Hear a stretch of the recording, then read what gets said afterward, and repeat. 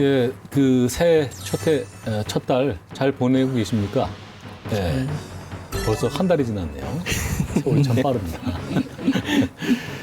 저희들이 붓다 인사이드 4개의 키워드를 정해서 1월 달에는 그 얘기를 하고 있는데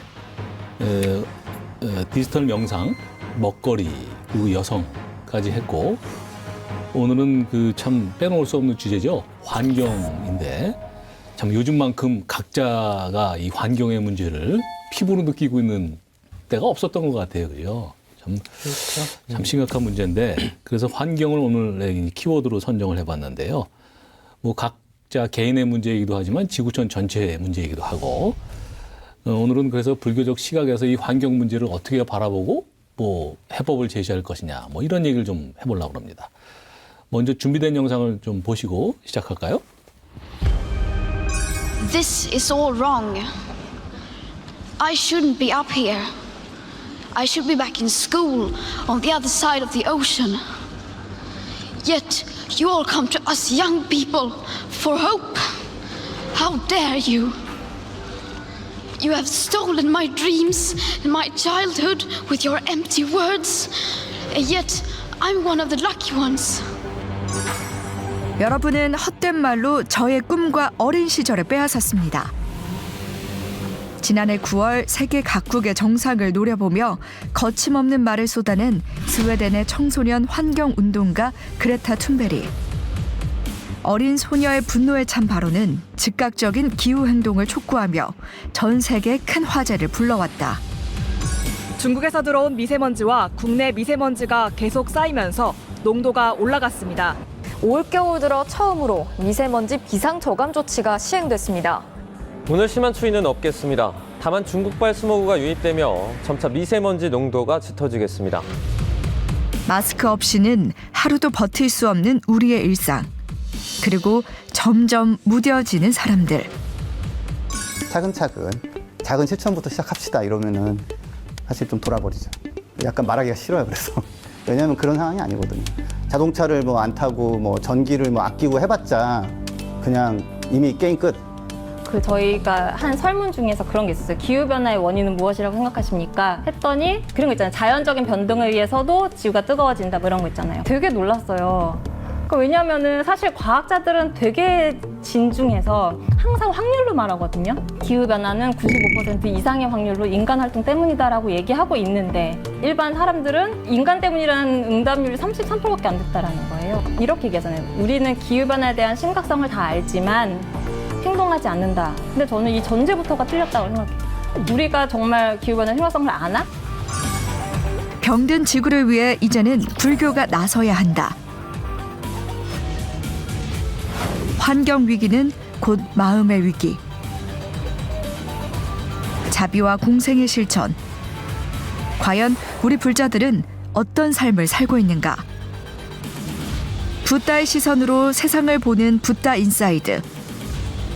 고통으로 신음하는 지구가 지금 당신에게 묻습니다. 당신은 녹색 보살입니까?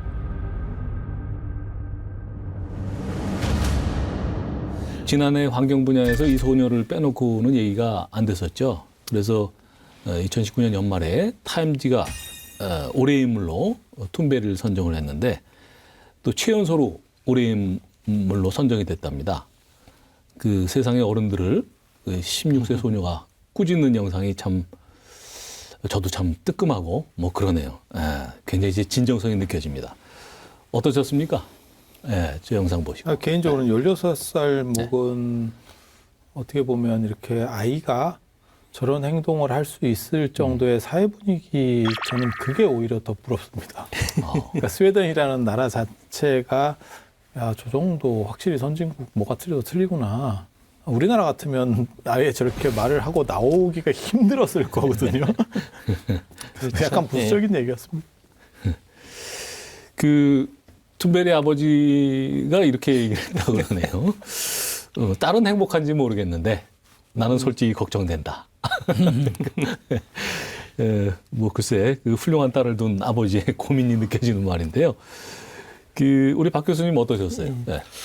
뭐 뜨끔하기는 했는데요. 뜨끔하긴 했는데 좀 이율배반적인 생각을 좀 네. 느끼기는 했어요. 네. 그러니까 이제 우리가 지금 잘못하고 있구나라고 하는 거에 대해서 분명히 동의를 하지만 그게 과연 우리만의 문제일까? 그러니까 무작정 우리에게 기성세대에게 당신들이 잘못하고 있어라고만 얘기할 수 있는 문제인가? 그 부분에 대한 생각은 조금 들었습니다. 그러네요. 예. 툰베리 지금 연설을 보셨지만 굉장히 직설적이고 한데 이런 내용이죠. 다시 한번 제가 반복을 해보면 우리말로 여러분은 헛된 말로 저의 꿈과 어린 시절을 빼앗았습니다. 또 정치인과 기업인을 향해서는 계산하지 말고 행동에 나서라 라고 촉구했는데요. 이게 지금 단순히 지금 툰베리 영상도 보셨지만은 느껴지는 게 뭐 한가하게 우리가 기후 변화를 논할 때가 아니라 이제 기후 위기를 논해야 될 때가 아닌가 뭐 그런 생각이 들었고 이게 뭐 지금 툰베리 영상 자체를 해외 토픽 정도로 우리가 치부해버릴 그런 상황이 아닌 것 같아요, 그죠? 그래서 오늘 이제 환경 얘기를 하고 있는데 지금 유 교수님 그 클라이밋 스트라이크 요거를 기후 행동으로들 번역을 하던데 한번 좀 설명을 해주실까요? 네. 보통 이제 스트라이크 그러면 이제 그렇죠. 파업에서 나온 건데 근로자들이 직장을 아예 떠나버리든가 아니면 직장을 아예 점거해서 생산 활동을 중단시켜버리는 그걸 스트라이크라고 얘기를 하죠. 그거하고 클라이밋을 합쳐서 이제 만든 일종의 조어인데 그래서 영국 뭐 사전 출판사 콜린스라는 출판사가 올해의 단어 이제 이게 클라이밋 스트라이크라는 단어를 선정했다라고 하는데 아까 툰베리가 이제 학교 가지 않고 거부하는 학교를 이탈해버리는 행위 이게 이제 기후 행동에 속하는 이해가 되겠죠. 예. 그러니까 단순히 저 환경을 보호하자, 뭐 기후를 뭐 보호하자, 뭐 이런 차원이 아니라 네. 실제로 파업 수준의 어떤 행동으로서 네. 그죠? 압박을 하는 거죠, 말하자면 네. 변화를. 그러니까 이제 지금은 이제 실천, 그러니까 행위를 해라. 그렇지 않으면 그러니까 이제 아까 얘기처럼 이게 단순히 기후 변화의 수준이 아니라 위기니까 실제로 뭐 이렇게 역사를 좀 보면 1970년도에 로마 클럽 보고서가 나올 때 이미 이제 인류가 막다른 골목을 향해서 간다. 그리고 성장의 한계가 이미 시작됐다. 그런 경고를 했죠. 70년대니까 지금 1970년이니까 지금부터 한 50년 전에 반세기 전에 그 경고를 했는데도 불구하고 그러니까 인간들이 전혀 반성을 안 하고 이제 살아온 거죠. 그러니까 그래서 사실은 우리 기업으로 보면 우리 한국 같은 경우에 70년대 공기가 좋았거든요. 좋았죠. 그냥 물도 막 내물 그냥 마셔도 되고 이런 정도. 미세먼지라는 개념 자체가 없었던 걸로 기억을 없었죠. 그리고 이 물을 사 먹는다고 생각을 하지 그렇죠. 않았죠. 수돗물 그냥 먹고 그냥 수돗물 정수기도 먹었죠. 예. 요새는 공기도 사 마셔요. 그렇죠. 그랬는데 이 지금 그 몇 년 동안 정말 금수강산이 전부 쓰레기강산이 되고 그다음에 공기 다 썩었고 물 다 썩었고 이렇게 됐잖아요. 그러니까 그 인류가 이렇게 환경이 이렇게 뭐 심지어 아까 기온 얘기를 했는데 10,000년 동안에 1도 상승한다는 게 과거에. 그런데 지금 100년 만에 거의 1도 0.85도 이렇게 상승해 버렸다는 겁니다. 그러니까 그러니까 환경이 악화되는 속도가 굉장히 빨라졌다. 그렇게 그거는 결국 빙하 같은 거 녹는 거 이런 거 보더라도 이제 검증이 되는데 이러면 이제 인류가 정말 이제 위기다. 이제는 그러니까 지금부터 행동을 하자. 이게 이제 메시지인 것 같아요. 그러니까 스트라이크라는 게 보통 데몬스트레이션 시위를 할 때 쓰는 그 굉장히 극단적인 수단 중에 하나거든요.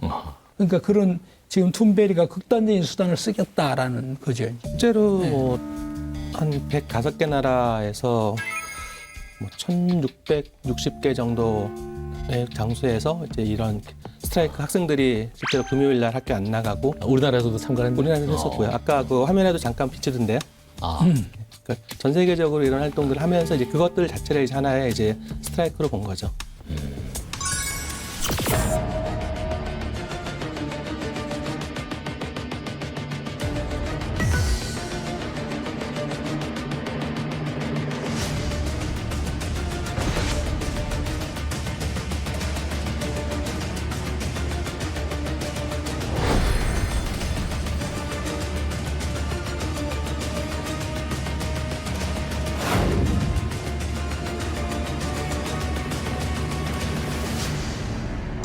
이기기는 쉽지가 않은 거 아닌가요? 그러니까는 어떤 메시지를 줄 수는 있어도 이게 자본과 관련돼서 그러니까 기본에 흐르는 게 어떻게 보면 맞아요. 지금 현재 존재하는 것은 뭐 트럼프가 파리 기후에 막 탈퇴하듯이 예. 필요에 의해서 그건 뭐 강한 자가 버릴 수 있을 정도의 선택사항이라는 거고, 그리고 아시다시피 자본주의 구조 속에서는, 그러니까 그 자본주의의 가장 근본적인 데는 기독교가 존재하는 거잖아요. 그래서 신이라고 하는 존재가 모든 것을 만들고 인간에게 그것의 사용권을 대리 부여한 거고, 그래서 대량 생산, 대량 파괴가 이루어지면서 자본주의가 만들어졌고, 동아시아에는 자본주의가 만들어지기가 어려운 구조가 나오는 거죠.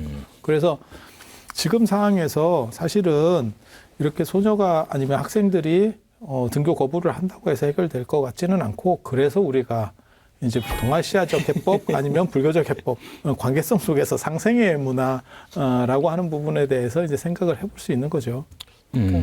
그런 맥락으로 보면 사실은 이제 그것도 생각해 볼 수 있어요. 이게 환경 문제가 그러니까 지금의 문제가 아니에요.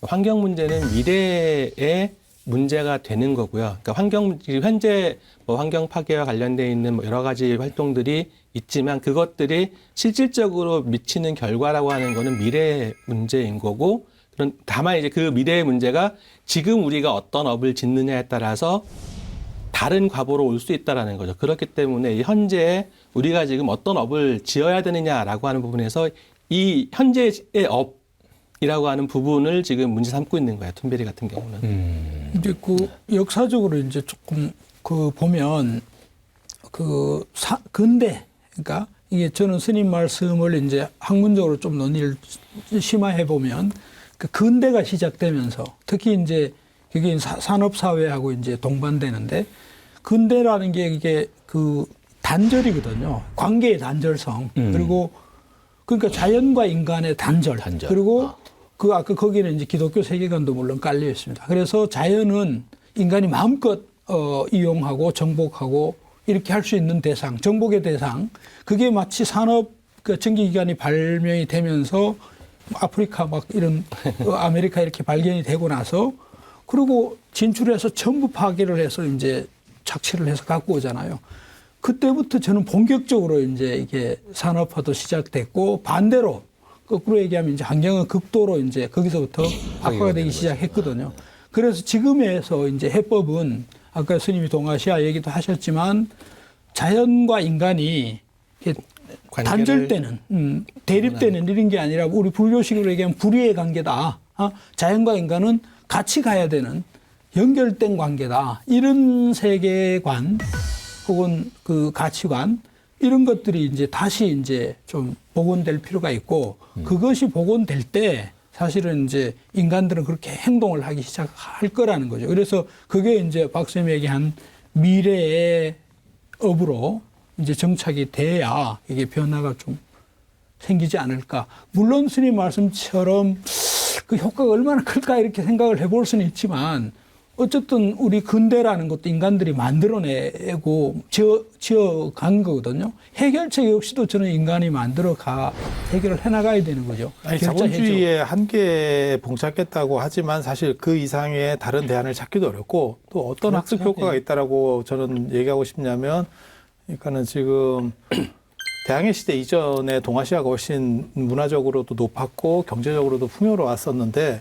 실제로 그게 대항해 시대, 방금 선생님 말씀하신 것처럼 대항해 시대하고 산업혁명을 거치면서 급격하게 바뀌었거든요. 그러니까 파괴 한쪽이 이긴 거예요. 공존이라는 가치 쪽에서 무언가 해결하려고 했던 건 졌습니다. 그래서 이거를 선택했을 때, 게다가 지금 이제 중국도 그런 얘기를 하잖아요. 중국이 가장 많은 환경오염을 시키고 있어 라고 서구들이 얘기하니까, 너네가 벌써 다 했고 우리는 이제 따라가고 있는데 그러면 우리는 스톱할까? 그게 아마존하고 비슷한 거거든요. 아마존을 전 세계의 허파, 뭐 지구의 허파 이렇게 해서 개발 안 했으면 좋겠어. 아마존 사람은 어떻게 살아? 우리는 그러면 맨날 아마존의 눈물같이 살고 있을까요? 그러니까 그 딜레마가 있는 거예요. 그러니까 잘 사는 쪽에서 먼저 내려놓고, 그러니까 유럽이나 미국 쪽에서 내려놔야 되는데, 사실은 트럼프 같은 사람들도 저렇게 자기 책임을 방기하고 있는데 이거를 처리할 수가 있겠냐는 생각을 해보는 거예요. 저는 환경 문제만큼은 이제 그 집단적 규제가 이제 효과를 지금 이제 이게 위기이기 때문에 그렇습니다. 이렇게 이게 뭐 정도의 문제가 대충 넘어갈 수 있는 이런 상황이 아니라 톰베리 얘기처럼 이게 이제 행동을 해야 되는 이런 상황까지 오면 이런 규제가 힘을 발휘할 수 있다. 그리고 국제적 협약들을 지키도록 강제를 하고 이렇게 갈 수가 있다고 생각하는 거죠. 그래서 그 아까 스님 말씀처럼 그동안은 파괴하는 쪽이 이겼는데 지금은 이런 한계 속에서는 성장의 한계 속에는 파괴하는 쪽이 반드시 이긴다. 이렇게 볼 수도 저는 없다라는 겁니다. 그러니까 공생하고 공존하고 이게 지금 시대의 코드로 다시 부상을 한다는 거죠. 아니 틀렸다는 뜻은 아니에요. 그 말씀에 동의는 하는데 문제는 지금 트럼프만 같아도 어떻게 보면 가장 많은 중국과 더불어서 가장 많은 환경을 파괴하고 있는 나라가 이제 표가 좀 잘 안 나올 것 같으니까 좀 불리한 것 같은데 그러면 나는 배째들 너네가 어떻게 할 거야? 사실 그 말이거든. 그렇죠. 그렇죠. 너네가 나를 제재할 수 있어? 제재할 수 있으면 제재해봐. 지금 그러고 치고 나가버린 거거든요. 그래서 이런 문제들에 대해서 힘이 없는 입장에서 처리가 가능하냐? 물론 그러니까 지금 그러니까 놓고 있자라는 뜻으로 얘기하는 건 아니에요. 저들이 스스로 문제를 일으킨 사람들이 더 방기하고 있는 거 아니냐. 그러니까 그들이 좀 더 책임의식을 가져야 된다. 결국은 그 환경을 바라보는 인식의 문제가 아주 근본적인 문제인 것 같은데 우리 불교 또는 다른 종교 또 어떤 사회적으로 또 문화적으로 환경 문제를 어떻게 바라볼 것인가 하는 문제가 있는 것 같아요.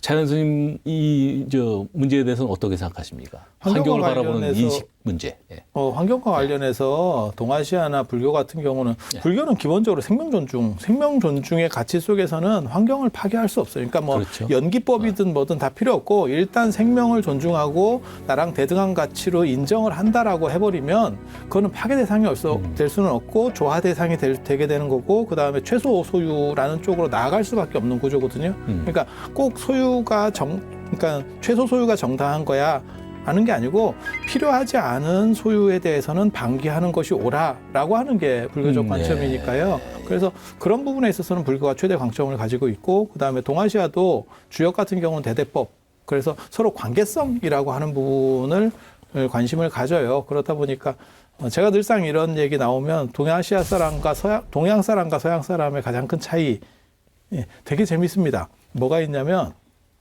산수화 속에서는 산이 크게 그리고 자연을 조그맣게 그리고 자연을 굉장히 크게 그리고 그럼 사람이 없느냐? 사람들을 다 조그맣게 그려요.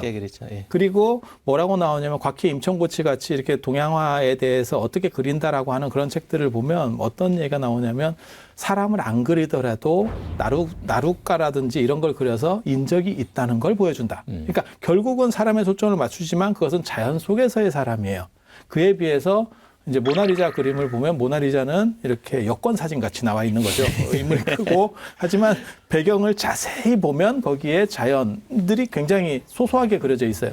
그런데 이 전통이 지금까지도 내려옵니다. 그래서 한국 사람이나 동양 사람한테 카메라를 주고 사진 하나 찍어주세요. 그러면 배경을 무조건 넣어야 돼요. 그러니까 사람은 작게 나오고 에펠탑 앞에서 찍으면 에펠탑이 무조건 다 나와야 돼요. 사람이 차라리 반신이 잘리더라도 이게 어떻게 보면 좋아하거든요. 그런데 서양 사람한테 카메라를 맡겨서 찍어달라 하잖아요. 그럼 모나리자가 나옵니다.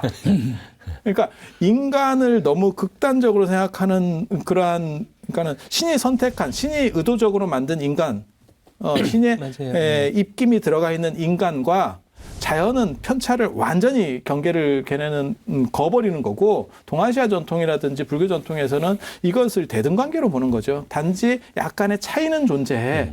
그래서 같이 가려고 한 거고 문제는 아까도 제가 말씀드렸지만 충분히 이걸 통해서 해소는 할 수 있지만 무슨 문제가 벌어졌냐면 우리가 이런 식으로 행동하다가 훅 갔다는 거죠. 동양이 완전히 밀렸다는 거죠. 그리고 지금 다시 이 문제가 서구가 자기네들이 이제 힘드니까 지금 환기해주고 있는 거지 사실 우리끼리만 있었으면 이 환경 문제가 그렇게까지 환기 안 됐을 거라고 저는 생각을 해요. 우리는 아직도 개발 중에 있기 때문에. 근데 그 근대성이라는 게 바로 이제 근대적 주체거든요. 그러니까 개인과 국가와 자본 이게 이제 근대성의 핵심이거든요. 결국 그 세 가지의 공모가 사실은 이제 이 환경 문제의 주범인 거죠. 그 스님 말씀이 그래서 이제 보완을 좀 하면 결국 이제 서구의 그런 이제 그 세계관 그것이 바탕에다가 근대가 되면서 이게 확실해진 거예요. 이제 확실하게 공모 관계가 이제 만들어져서 가속력이 붙어버린 거죠. 그래서 환경이 급격히 이제 악화되는. 그렇군요. 네. 그 박 교수님은 이 문제에 대해서 어떻게 생각하세요? 그 환경을 바라보는 어떤 불교적인 시각. 저번에 그 동물권 편 얘기하면서 제가 그런 말씀 드렸던 것 같아요. 그러니까 인간, 지금 어쨌든 결국은 이제 주체, 그러니까 자본주의도 결국은 인간의 탐심이 핵심 동력인 거고, 그렇다면 이제 인간을 어떻게 볼 것이냐라고 하는 게 제일 핵심일 텐데, 제가 그때 동물권 편에서 그런 말씀을 드렸던 기억이 나요. 그러니까 인간은 자연의 일부인데 굉장히 위험한 동물, 위험한 일부였죠. 그러니까 전체를 파멸로 막 이끌 수 있는 굉장히 위험한 인간이다라고 그때 말씀을 드렸던 것 같아요. 이제 그 부분을 좀 우리가 기억을 다시 한번 떠올려야 될 것 같다는 생각이 들고 지금 이제 우리가 이제 뭐 환경과 관련해서 할 수 있는 역할이라고 하는 것들이 사실 너무 심각하게 훼손시켜놨기 때문에 이거를 과거처럼 똑같이 복원시킨다라고 하는 거는 불가능하다고 생각을 해요. 결과적으로 이거는 얼마나 지연시킬 수 있을 것이냐의 그렇죠. 문제인 것 같아요. 그러니까 그런 부분에서 조금 더 적극적으로 개입하고 참여해서 그러니까 환경이 파괴되어가는 속도를 얼마나 지연시킬 거냐 이 부분을 노력을 해야 되고 그리고 사실 이게 시간이 지연이 되면 어떤 결과가 나오냐면 적응할 수 있는 어떤 계기들을 만들어낼 수 있을 거예요. 그렇죠. 인간이 그동안 역사를 본다라고 하면 시간이 지연되는 만큼 적응할 수 있는 뭔가를 만들어낼 수가 있는데 지금 현재는 그 적응할 수 있는 기간을 설정하기도 힘들 만큼 빠르게 진행이 되고 있으니까 이거를 좀 지연시키자라는 거죠. 그 제가 얼른 생각나는 게 그 엔트로피의 법칙이라는 게 있죠. 그 연력학 제2 법칙인데 총 에너지 총량은 똑같지만 가용한 쓸 수 있는 에너지는 점점 시간이 지날수록 줄어든다는 거죠. 그래서 혹자는 이 엔트로피의 법칙이 결국 종말론을 얘기한다. 언젠가는 다 에너지 평형 상태가 돼서 쓸 수 있는 에너지가 고갈될 거다. 뭐 이런 얘기까지 한답니다. 이 교수님은 어떠세요? 네. 저는 두 가지 측면을 얘기하는데 어쨌든 인간의 위상 이제 뭐 제가 이제 최근에 공부한 루마는 인간이 이제 그러니까 인간이 보통 주체고 또 인간 사회가 그 중심이고 자연이 이제 환경인데 생태계 혹은 체계 이런 건 자체로 그 자정을 하고 인간이 그 환경에 있다는 거예요. 인간이 중심에 있고 이제 환경이 둘러싸고 있는 이런 이제 구도를 갖고 있는데 그게 역전돼 있다는 거죠. 자연은 그대로 그냥 목목자락 스스로 그러하게 움직여요. 거기에 인간이 객인 이런 관계로 관계 설정이 좀 바뀔 필요가 있다. 그런 얘기 있고 그다음에 이제 박 선생님이 얘기하신 얘기를 좀 연결을 하면 그러니까 보통 지속 가능한 발전했을 때 서스테이너블한 뭘 지탱하느냐 혹은 지속하느냐 결국 경제 발전 혹은 그렇죠. 인간 사회 발전을 지속하는 거거든요. 근데 그게 아니라 박 선생님 말씀에 이제 이으면 이게 이제 생태계의 그러니까 지속 그거는 이제 생태계는 또 이제 아까처럼 자기 복제 혹은 자기 자정 능력 그러니까 엔트로피가 증가하는 걸 렉엔트로피, 그러니까 엔트로피를 줄여가는 이런 능력을 갖고 있거든요. 그걸 이제 축소하고 단순화시켜내는 힘을 갖고 있다고. 그걸 자기 자정 보건 능력인데 그런 것들을 믿으면 지속, 서스테이너블한 것을 인간 사회 혹은 발전을 서스테이너블한 게 지속하는 게 아니라 생태계의 자정 능력, 보건 능력을 지속시키고 지지해주는 그런 방식으로 이제 변화가 돼야만 이제는 그럴 때가 됐다라는 거죠. 아까 엔트로피 얘기를 해서 좀 전문적인 얘기를 꺼내서 마저 말씀을 드리면 소위 이제 소산 구조라는 게 있는데 디서페이티브 스트럭처라는 건데 계속 이제 에너지가 고갈이 되지만 그걸 잡아가지고 다시 에너지화 해주는 구조들이 있죠. 뭐겠습니까? 대표적인 게 나무. 그렇죠. 그죠? 흩어지는 태양 에너지나 물 이런 걸 통해서 다시 에너지화하는 거.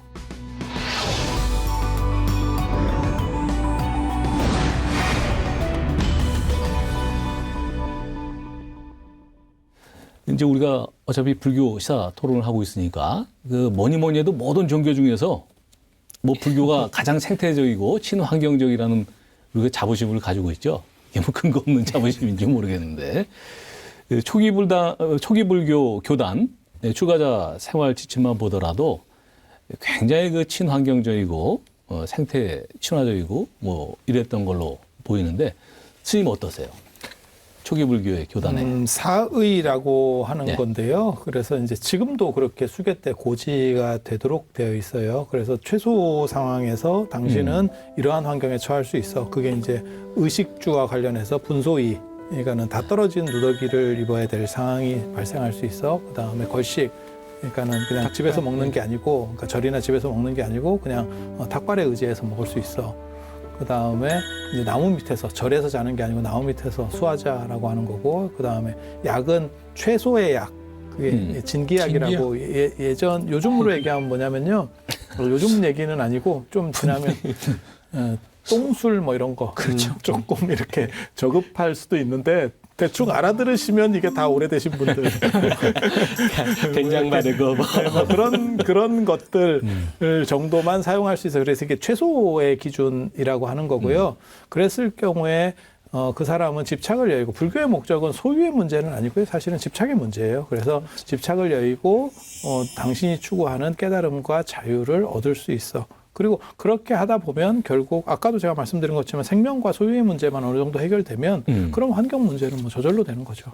그래서 전에 사실은 재밌는 영화가 있었어요. 지구가 멈추던 날, 혹시 보신 분 계시는지 모르겠는데 키아누 리브스 나오는 영화인데요. 지구가 위험하대요. 그래서 외계인들이 이렇게 회의를 했대요. 그래서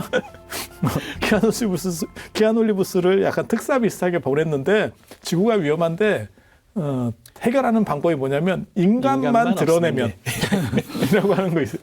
그래서 그걸 실행하려고 했었던 그런 이야기도 있고, 그건 영화 얘기고, 다큐에서도 그런 게 있었어요. 인간이 사라지면 환경이 얼마만큼 복원력을 빨리 가지는지. 환경이라고 하는 거에 대해서 생각을 좀 이제 해봐야 될 거는 인간이 파괴한다라고 하는 거. 그리고 저는 거기서 이어서 붙여서 말씀드리고 싶은 거는 인간을 위한 지금 환경을 생각하고 있다. 결국은. 그래서 또 다른 이기심. 그러니까 인간이 환경을 파괴한 것도 결국 자기들이 잘 되기 위한 거였었고, 지금 환경을 생각하는 것도 아까 박 선생님 말씀처럼 미래 우리가 상태가 안 좋아지니까.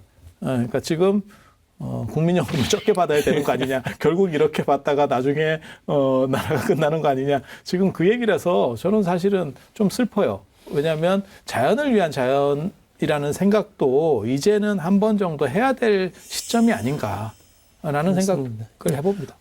이제 그럼에도 불구하고 공존의 지혜를 찾기 위해서 이제 아까 이 얘기를 한 건데, 그러니까 대율정에 이제 아까 스님 말씀하시는 비구가 되기 위해서는 이 사이법에 의해서만 오로지 살겠다. 이 서약이거든요.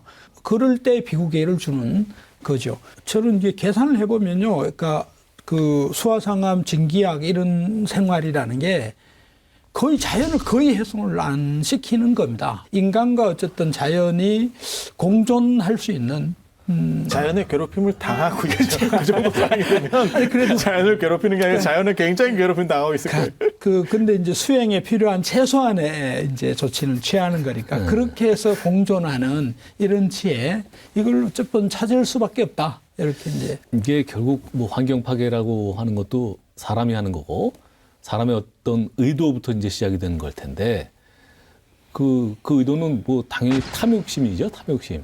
탐욕심이 없이 무슨 환경 파괴를 할 이유가 없고, 결국 다시 이제 부처님 말씀으로 돌아가면은 감각을 절제해야 되는데, 감각을 절제할 줄 모르고 계속 감각을 추구하게 되니까 감각을 만족시키기 위해서 과도한 자연의 이용 행위가 일어나고, 그러다 보니까 이제 자연 파괴가 일어나는 건데, 그래서 이런 말씀이 있죠. 이제 한자로 사욕고행. 그러니까 욕심을 버리고 뭐 일부러 좀 불편함을 좀 자초해서, 조금 불편함을 자초해서 살아야 한다. 뭐 이런 말도 있고, 또 결국 환경의 위기는 마음의 위기다. 뭐 이렇게 또 표현도 하시고요. 아니, 초점을 이제 발전이라든지 편리에 두지 말고 행복에 두면 문제가 해결될 수 있다고 생각을 해요. 그래서 인간의 어차피 목적은 그러니까는 더 좋은 집, 뭐 더 많은 재산 이런 거지만 결국은 행복이거든요. 그렇죠. 그런데 그 행복의 기준점을 어떻게 설정하느냐에 따라서 환경 문제가 해결될 수 있는 거지. 기업을 운영하는 사람이나 뭐 아니면 대규모의 자본을 가진 사람에게 너희가 그것을 놓고 아까 젊은 소녀가 얘기하듯이 그런 식은 사실은 타당하지 않고 행복에 대해서 좀 더 재설정을 할 필요가 있을 것 같아요. 그래서 그것이 꼭 가진 것이 행복한 것도 아니고 그 다음에 소유를 줄이는 것이 불행한 것도 아니야라는 거에 대한 어떤 적절점들이 서야 돼요. 그게 문제를 해결할 수 있는 가장 기본적인 것 중에 하나가 아닌가 생각을 하거든요. 그것을 이제 경제적 차원에서 실현을 하는 것. 그러니까 삶의 어쨌든 생존의 문제는 해결을 해야 되잖아요. 그러니까 생존을 해결을 하고 그 속에서 이제 이게 행복을 추구하는 건데 그 생존의 문제가 이제 경제의 문제인데 지금 현재 이제 자본주의 그 대량 생산, 대량 소비, 욕망 부풀리기 이런 식으로 가는 흐름들을 어떻게 이제 좀 줄여갈 것인가 그런 점에서 이제 뭐 제가 이제 불교 경제학 슈마흐라고 있습니다. 슈마흐의 이런 이제 중간 기술을 이용하자 이런 게 불교식으로 굳이 얘기를 하면 이제 소욕지족으로 살자 이런 이제 흐름하고 이제 연결이 되죠. 예.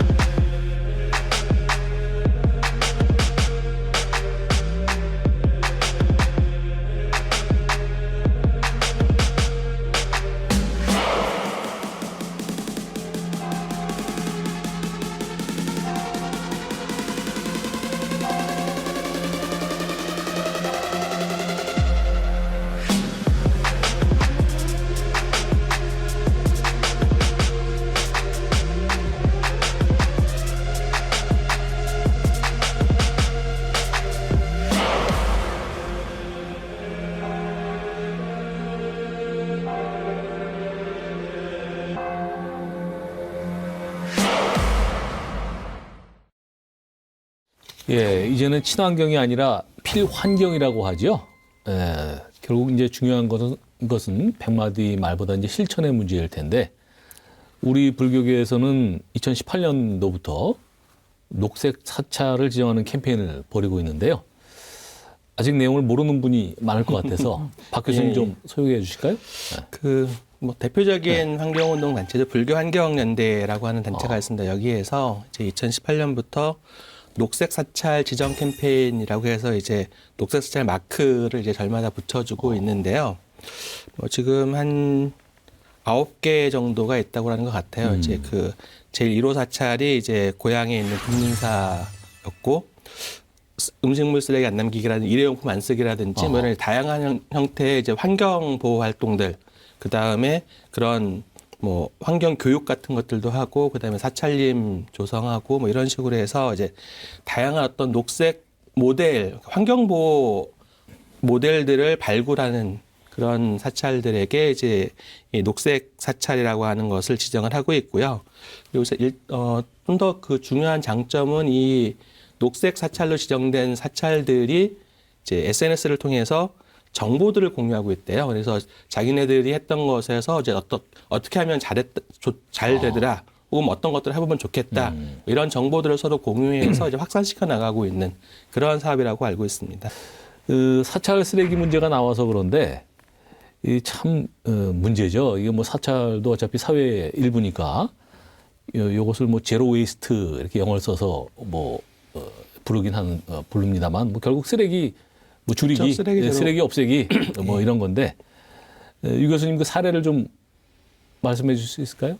대부분 스님들이 이제 좀 사회 변화나 사회 그 문제에 대해서 굉장히 이제 좀 예각적으로 실천적으로 반응하는 그런 분들의 사찰.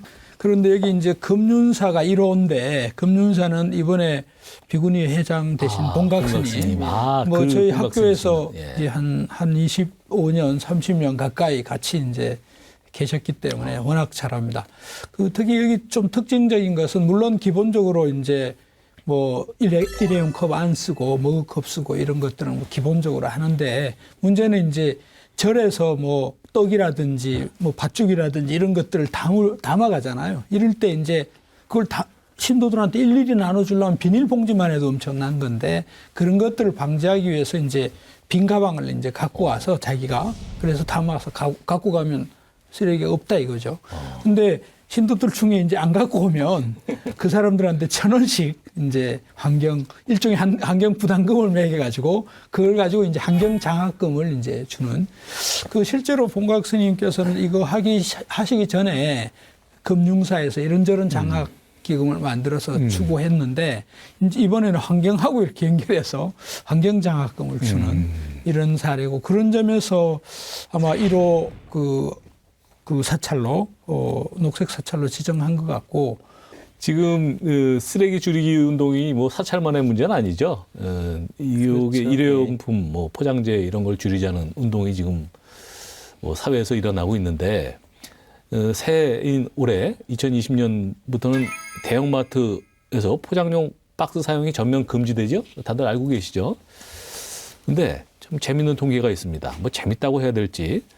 이 조계종 환경위원회의 이제 통계인데요. 전국 25개 주요 사찰을 대상으로 조사를 해봤더니 일일 평균 쓰레기 발생량이 한 40kg 정도가 되고 그중에서 음식물 쓰레기가 한 반 정도, 한 18kg 정도 되고 재활용 쓰레기가 뭐 한 18kg 이렇게 되고 나머지 쓰레기 이렇게 되는데 흥미로운 것은 뭐 흥미롭다기보다 좀 안 좋은 소식인데 사찰 1인당 발생 쓰레기량이 1.4kg인데 상당하죠? 쓰레기가 1.4kg입니다. 이게 국민 1인 쓰레기 발생량보다 높다는 거예요.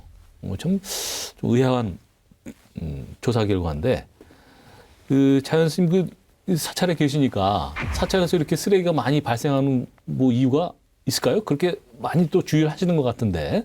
살아보면 선생님께서? 바로 느끼죠. 아.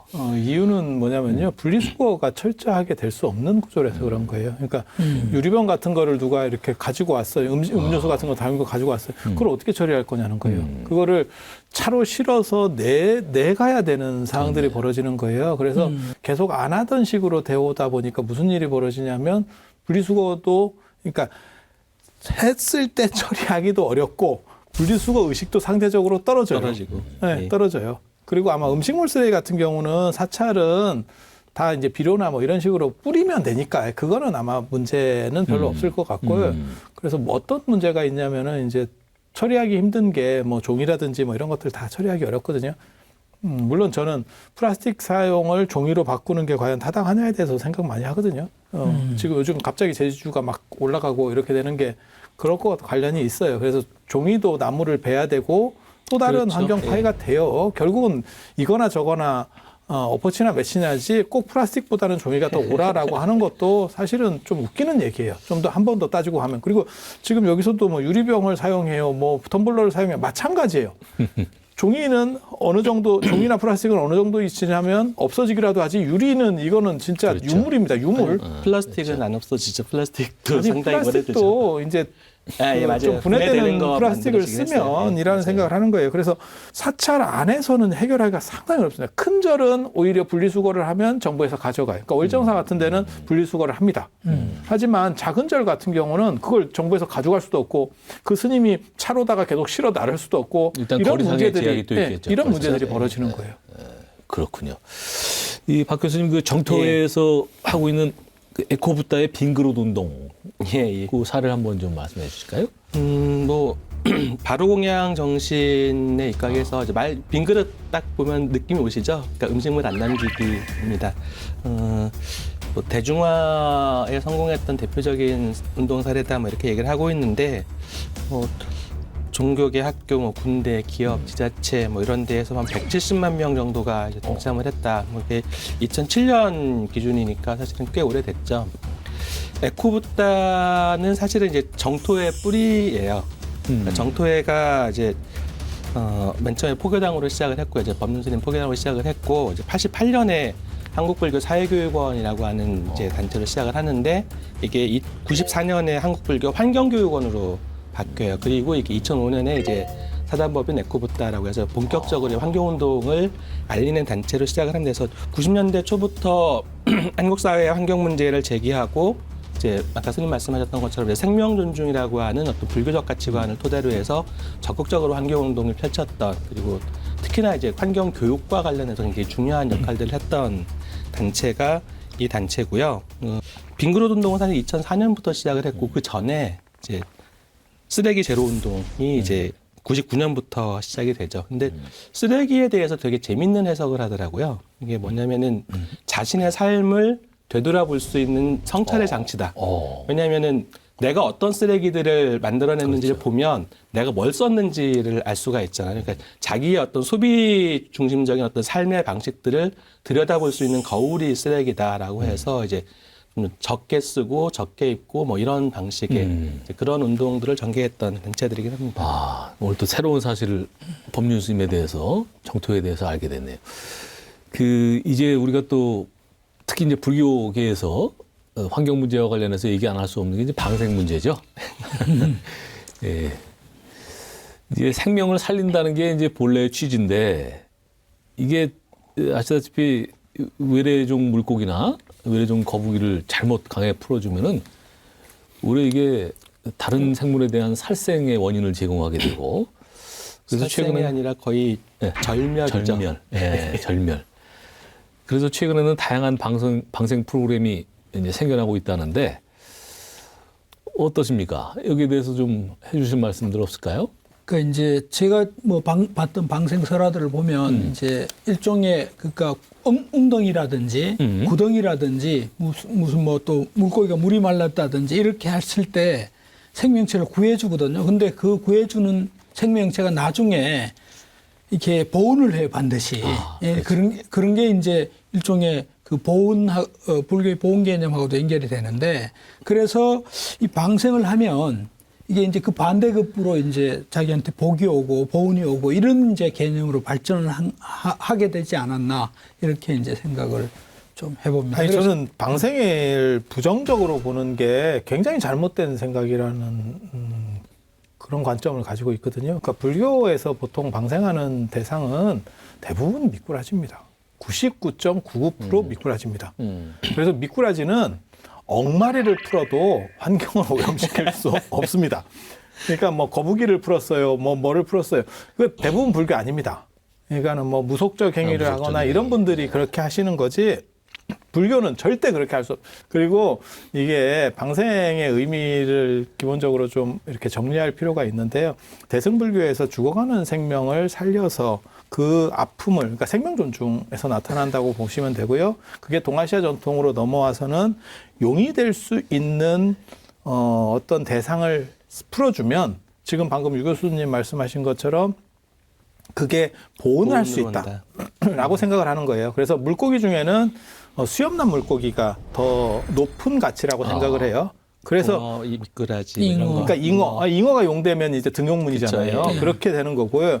사실은 그게 타당한 얘기는 아닙니다. 이유는 뭐냐면 대부분 이렇게 수염이 있다는 거는 더러운 물 바닥 쪽에서 살고 있다는 얘기예요. 그래서 그렇죠. 눈이 퇴화되고 이제 그 촉수로다가 먹이를 감지하는 그런 그런 물고기들이거든요. 그런데 예전 전통에서는 수염이 있다는 거는 남성, 그 다음에 영험함, 뭐 이런 것들을 상징해서 이제 용이 될 거야. 그리고 거북이나 이런 것도 그런 개념 속에서 용되는, 그래서 약간의 생각들이 다르긴 하지만 지금 이러한 전통 속에서, 그러니까 불교가 지금 현재 하고 있는 정도로는 사실은 환경 파괴가 안 돼요. 그런데 기독교인들이 이거를 빌미를 잡아서 자꾸 환경 파괴가 된다라고 하고 불교의 일부분들이 여기에 부안해동을 한다고 생각을 하는 거예요. 물론 이제 본질적인 의미에서 그러니까 자비의 실천으로서의 방생이라고 하는 거에서 뭐 전적으로 찬성을 하고 적극적으로 더 실천해야 된다고 생각을 하는 입장이긴 한데, 이제 유승 선생님 말씀하셨던 그 보은이라고 하는 부분하고 연결되면서 이게 방생이 일종의 기복이 돼버린, 그러니까 방생이라고 하는 것이 기복 신앙의 대표적인 신앙 형태로 돼버린 거, 이 현실은 조금 다시 생각해봐야 되지 않나라는 생각이 들기는 해요. 아니, 그 부분이 없으면 종교가 작동할 수 없어요. 그러니까는 의로와서, 안 그러면 무조건 너를 위해서라고 하는 것은 그거는 부모 자식 간에도 작동하기는 쉬운 게 아닐 거예요. 그래서 그런 부분들이 어떤 전통으로 내려온 거를 기복이니까 문제야라고 하는 거는 조금 그런 것 같고요.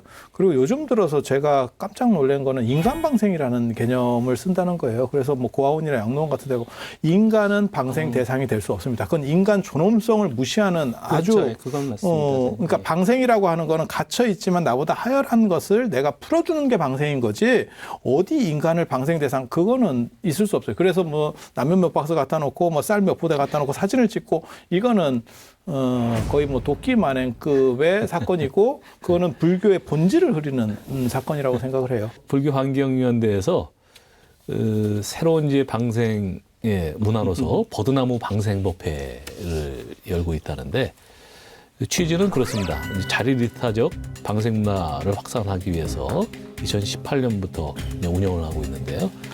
그 내용은 이런 거죠. 수질 정화에 도움을 주고 물고기와 새들한테 산란처를 제공하는 버드나무를 심는 이 활동인데 그 밖에도 뭐 생물 다양성 보존을 위한 활동 계획을 가지고 계시다고 그러는데 이걸 과연 이 방생의 범주에 넣을 수 있는지도 좀 의문이고 그래서 일종의 이게 생태 방생 뭐 이런 개념인 것 같기는 한데 사실 이것도 방생 개념으로서는 타당성이 없어요. 방생은 죽어가는 생명이고 그 죽어가는 생명의 어떤 개념에는 영혼이 있어야 되거든요. 근데 불교에서는 식물에는 영혼이 없다라고 봐요. 그러니까 식물에 영혼이 있다라고 보는 건 자인화교입니다. 그러니까 이걸 방생 범주로 보면 이분들은 지금 자인화교예요. 불교가 아니고. 조금 좀 얘기를 좀 바꿔봐서 또 불교 관련된 환경 문제를 얘기하자면은 얘기 안 할 수 없는 게 대형 불사죠. 대형 불사. 대형 불사 하자면은 당연히 우리 큰 절들이 산내에 있기 때문에 산림 파괴가 안 될 수가 없고 참 이런 대형 불사 현상도 그 사찰에서 최근에 나온 현상인 것 같아요. 그 예전에 그 절들은 그렇게 무슨 대형 불사를 하고 그러진 않았던 것 같은데 제가 보기엔.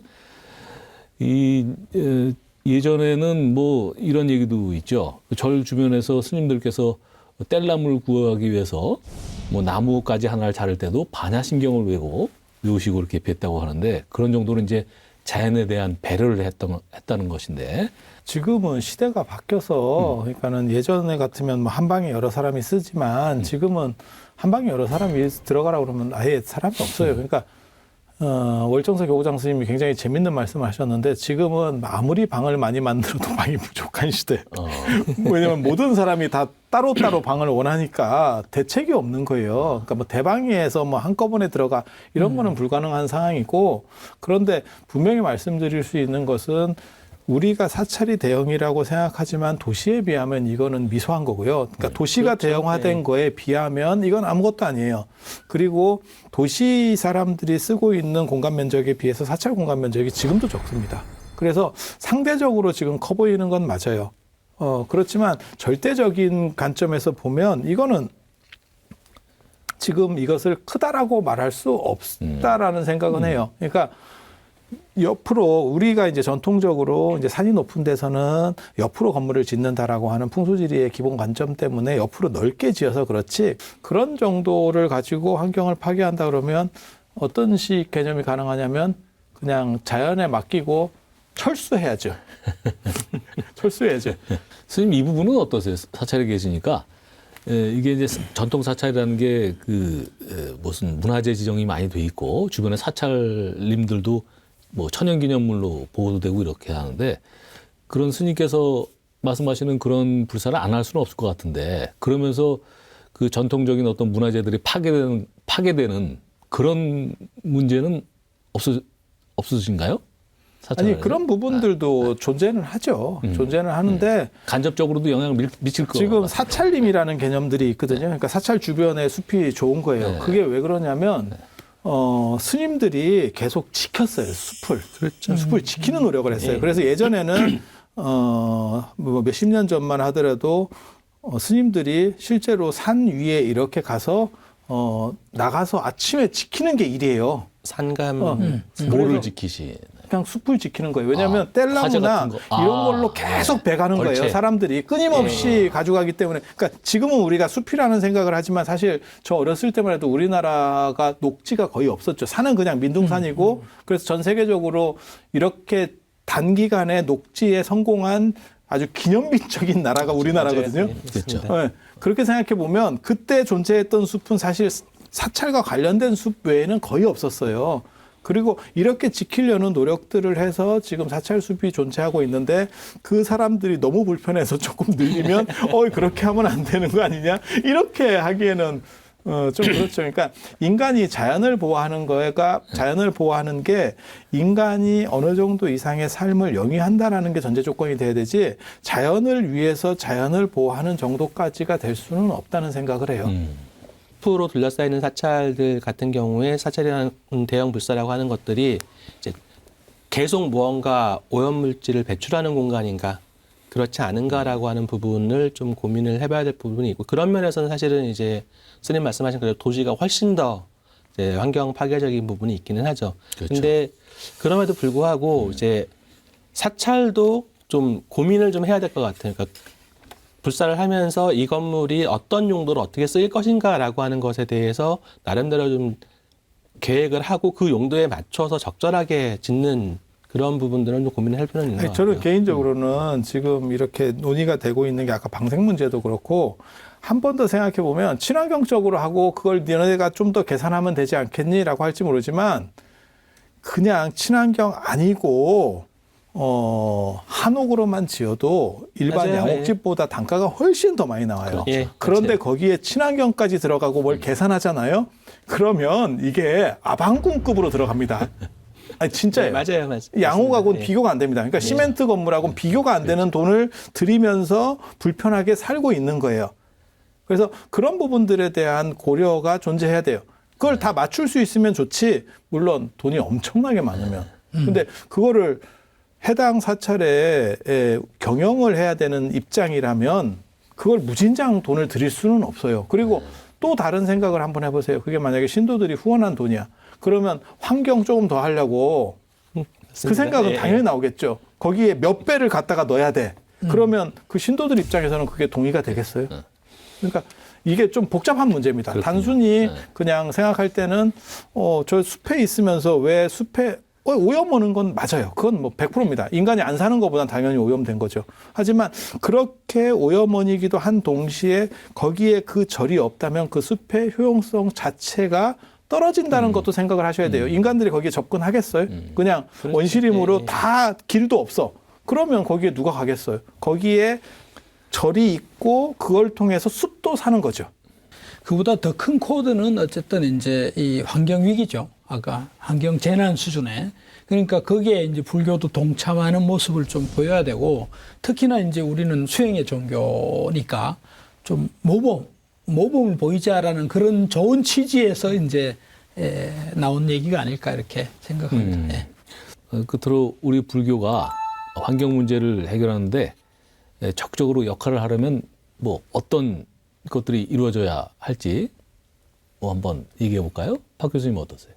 젊은 친구들한테 노력한다라는 얘기 하면서 그러니까 자기의 어떤 미래를 꿈꾸면서 툰베르도 사실 그렇죠. 자기 미래가 위험하니까 왜 당신들 아무것도 안 하냐라고 묻고 있는 거지만 그러니까 나름대로 나의 미래가 어떨 것이다라고 하는 것에 대한 어떤 그림이 서면 현재의 불편함을 감수를 해요. 근데 나의 미래가 혹은 뭐 지구의 미래가 환경의 미래가 어떻게 될 것이다라고 하는 것에 대한 명확한 이미지가 서지 않으면 현재에 내가 지금 이 불편함을 감수해야 될까라고 하는 것에 대해서 의문불복을 달 수밖에 없어요. 그러니까 지금 우리의 이게 환경과 관련해서 행동이 구체적으로 실천되지 않는 이유는 그러니까 환경이 파괴됐을 미래의 모습에 대해서 구체적으로 지금 우리가 와닿지 않는다라는 그렇죠. 것 같아요. 그 부분을 좀 와닿게 하는 작업들, 그게 이제 뭐 결국은 이제 환경 교육이 될 것 같은데 이제 그런 부분들이 좀 많이 좀 이루어져야 될 것 같다는 생각을 합니다. 서구 근대의 논리가 우리의 그 사고방식 혹은 생활 양식 이런 것들을 무의식 세계까지 사실은 이제 점거하고 있는 이런 이제 시대에 시대 패러다임 혹은 뭐 저는 발상의 전환 네. 이런 것들을 시키는데 이제 불교가 저는 특효약 중에 특효약이다.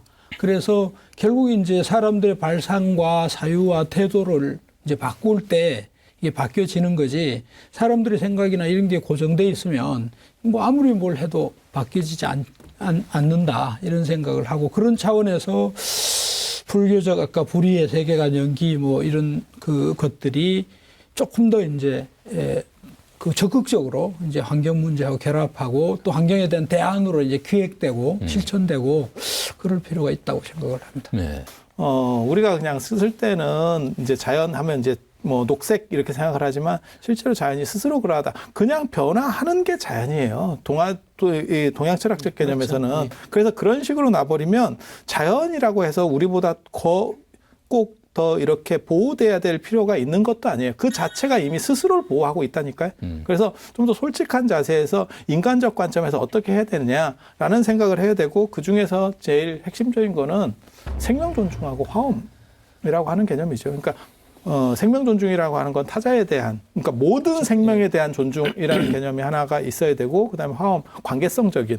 결국은 우리가 좀 더 먼 것 같지만 결국은 연결돼 있어. 그래서 한쪽이 무너지면 마치 유기체, 우리 몸도 그렇잖아요. 어디 한 군데가 무너지면 절체가 끝나는 거잖아요. 그런 식으로 관계성 속에 있어라는 두 가지 자각이 있으면, 그리고 그 토대에는 좀 더 솔직해야 된다는 거죠. 우리는 우리를 위해서 환경이라는 얘기를 하는 거지, 진짜 환경, 지구를 위한 건 아니야 라는 거에 대해서 좀 더 솔직할 필요가 근데 있다. 그 방금 우리를 위해서 이런 부분에 대해서는 이제 반론이 있을 수 있습니다. 그러니까 아까 이제 근대성 이런 게 이제 인간 중심이거든요, 사실은. 그런데 아까 지금 선생님 말씀처럼 자연은 자기 생산 기능이 있어요. 자기 복원 능력이 있고, 거기에 인간이 과도하게 개입을 하는 게 문제. 그러니까 그런 부분은 이제 규제를 해야 되죠. 그러니까 그것도 자연일 수 있다는 거예요. 더 큰 시각에서 보면 인간이 개입하는 것도 자연일 수 있어요. 또 다른 자연의 변화라고 생각할 수도 있다니까요.